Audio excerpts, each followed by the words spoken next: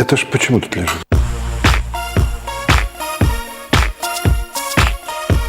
Этот ремень вообще существует столько, сколько существую я. То есть? То есть этот ремень, так скажем, был связан моим дядей морским узлом, потому что мой папа... Это ручная работа? Да, да.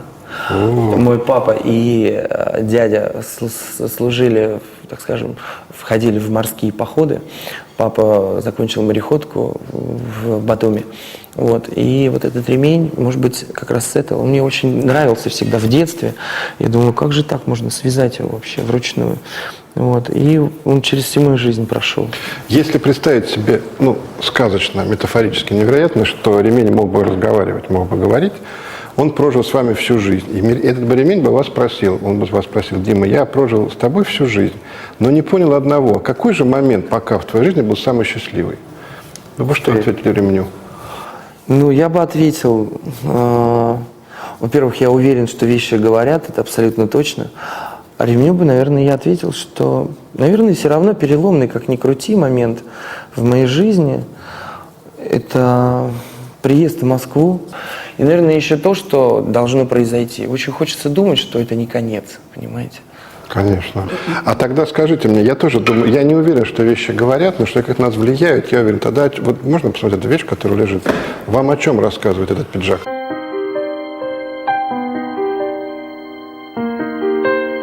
Раз мы заговорили, так скажем, о Москве, о приезде.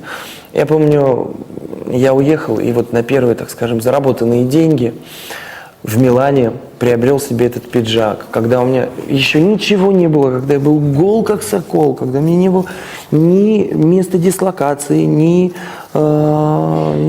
машин, ни самоката даже не было. Вот. Зато у меня был пиджак за $2000, понимаете, который я ни разу не одел. Вообще, это глупость самая вообще в моей жизни, мне кажется.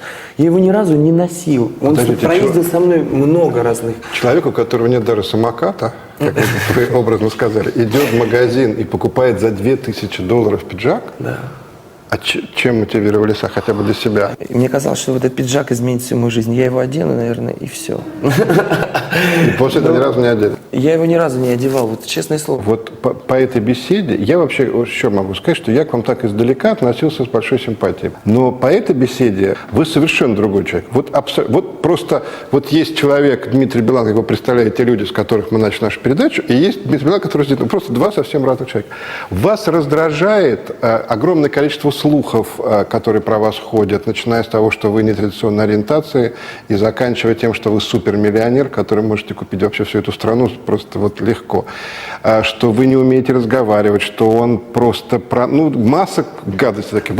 Так интересно жить вообще. Вас это раздражает? По-разному. Раньше, конечно, очень сильно бесило. Сейчас я понимаю, что это неотъемлемая часть. И я действительно это понимаю. Не ради красного словца я говорю. Вот я многого хочу. Я хочу быть популярным, да, я хочу позволять себе многое, что дозволительно, да. Я стараюсь ради кого-то, я люблю эту профессию, и я не хочу за это платить. Но это тоже странно, понимаете? Мне кажется, что это бодрит. Веселее жить. Последний вопрос у меня вам остался. В какие моменты вашей жизни сегодня, не в смысле вот прям конкретно сегодня, сегодняшнего жизни вы наиболее счастливы? Когда что? Когда я приземляюсь и сажусь в аэропорту Шереметьево или в каком-нибудь другом.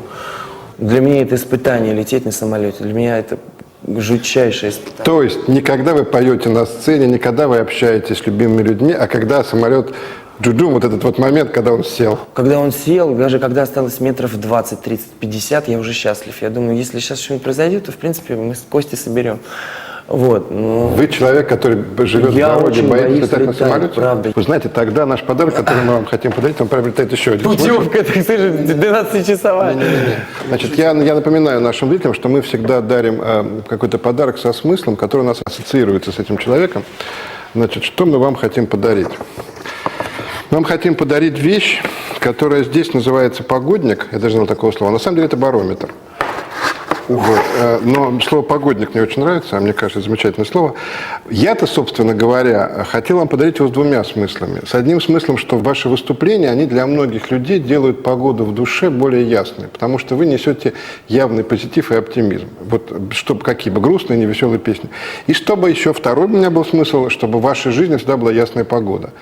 Но поскольку вы теперь еще боитесь летать на самолете, это особенно важно, чтобы особенно в те дни, когда вы будете летать, была бы ясная, хорошая погода, Так. чтобы не было страшно летать. Вот это мы вам дарим, такой погодник. Спасибо.